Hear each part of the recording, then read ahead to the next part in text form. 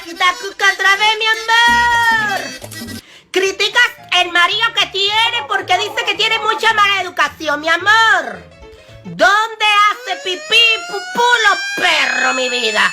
En el patio. ¿Por qué? Porque se entrenaron. Así son los hombres, mi amor. Cuando tú estés en un noviazgo, tú tienes que decirle y entrenarlo y decir: caga aquí, mea aquí, puca acá, lava, acuéstate. Esto. ¿Sabes por qué, mi amor?